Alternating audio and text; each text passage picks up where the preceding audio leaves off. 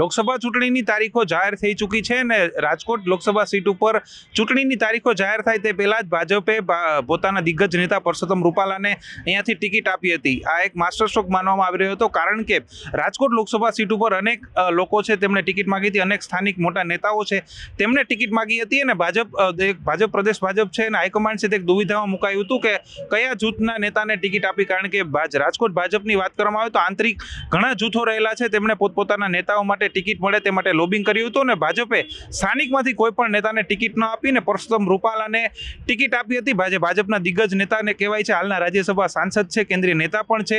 આ એક master stroke માનવામાં આવી રહ્યો હતો ને આ માસ્ટર સ્ટ્રોક સાબિત પણ થઈ રહ્યો છે। માસ્ટર સ્ટ્રોક એ હતો કે જો સ્થાનિક નેતામાંથી કોઈને ટિકિટ આપવામાં આવે તો તેમની સામેનું જૂથ છે તે નારાજ થાય અને ભાજપને ક્યાંક ને ક્યાંક ચૂંટણી પ્રચારમાં ફટકો પડે, જે લીડ લેવાની વાત આવી રહી છે તેમાં ભાજપને ફટકો પડે તેવી વાત છે તે સામે આવી રહી હતી। પરંતુ પરસોત્તમ રૂપાલાને ટિકિટ આપી ત્યારે એવું માનવામાં આવતું હતું કે હવે સ્થાનિક જે તમામ જૂથો છે તે બધા એક થઈને પરસોત્તમ રૂપાલાને જીતાવવામાં લાગી જશે ને તેવું જ સામે આવી રહ્યું છે। પરસોત્તમ જે મોરબીના મોટા નેતાઓ કહેવાય, વાંકાનેરના ધારાસભ્ય જીતુ સોમાણી અને હાલના જે સાંસદ છે મોહન કુંડારિયા, તેમની વચ્ચે એક વોર ચાલી રહી હતી અને આંતરિક જૂથવાદ છે તે સપાટી ઉપર આવી ગયો હતો। બંને નેતાઓ છે એકબીજા સામે મીડિયામાં પણ નિવેદનો છે તે આપતા રહ્યા છે ને પ્રદેશ ભાજપ સુધી, હાઈકમાન્ડ સુધી આ વાત પહોંચી ગઈ હતી કે આ બંને નેતાઓ વચ્ચે બધું બરાબર નથી ચાલી રહ્યું ને તે વાત એકદમ સ્પષ્ટ થઈ ગઈ હતી। તમામ બંને નેતાઓ છે એકબીજાની સામે આવતા પણ અચકાવતા હતા, એકબીજાની સાથે ક્યાંય પણ સ્ટેજ નહોતા શેર કરતા। એક ભાજપનો કાર્યક્રમ હોય તો એમાં મોહન કુંડારિયા હોય તો જીતુ સોમાણી ન હોય ને જો જીતુ સોમાણી હોય તો મોહન કુંડારિયા ન હોય।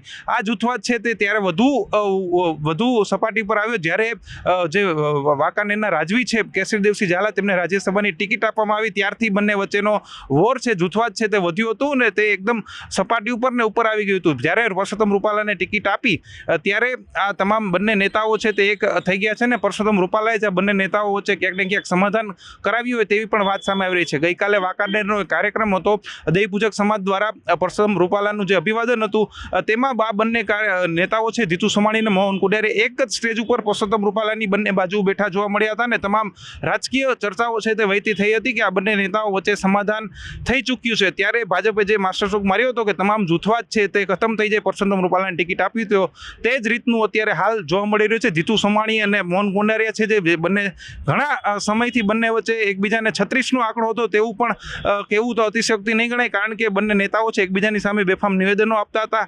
હવે આ બંને નેતાઓ છે એક થઈ ગયા છે ને પરસોત્તમ રૂપાલાને કેમ વધુ લીડ મળે તેમાં લાગી ગયા છે ને સાથે મળીને કામ કરી રહ્યા છે। એટલે કે જે ભાજપે જે વિચાર્યું હતું પરસોત્તમભાઈ રૂપાલાને ટિકિટ આપીને તે જ રીતનું આ રાજકોટ લોકસભા સીટ ઉપર ભાજપના સમીકરણો સર્જાઈ રહ્યા છે ને હવે ભાજપને 5 લાખની લીડ કેમ મળે તે રીતના પ્રયાસો છે તે ચાલી રહ્યા છે। હજુ કોંગ્રેસમાંથી કોને ટિકિટ આપવી તે કોઈ ચહેરો કોંગ્રેસને મળ્યો નથી, ત્યારે ભાજપ માટે એક સારી સાઇન છે કે આ બંને મોટા નેતાઓ છે, એક ધારાસભ્ય છે, એક સાંસદ તે બંને એક સ્ટેજ ઉપર આવી ગયા અને બંને વચ્ચે ક્યાંક ને ક્યાંક સમાધાન પણ થઈ ગયું। હવે જોવાનું રહેશે કે કોંગ્રેસ કોને ટિકિટ આપે છે, કારણ કે ભાજપ દિવસે ને દિવસે મજબૂત થઈ રહ્યું છે। આ મોટા નેતાઓ છે તેમની વચ્ચે પણ સમાધાન થઈ ગયું તેની વાત આવે છે। હવે કોંગ્રેસમાંથી કોણ ટિકિટ મળશે, કારણ કે કોઈ ચહેરો હાલ સામે નથી આવી રહ્યો, તો અલગ અલગ નામો છે તે સામે આવી રહ્યા છે। હવે જોવાનું રહેશે કે પરસોત્તમ રૂપાલા સામે ઇન્ડિયા ગઠબંધનમાંથી કોઈને ટિકિટ મળે છે કે પછી કોંગ્રેસના કોઈ નેતા છે તેમાંથી કોઈને ટિકિટ મળે છે, તે આવનારા દિવસોમાં કયા પ્રકારના સમીકરણો સર્જાય છે તે જોવું મહત્વનું રહેશે।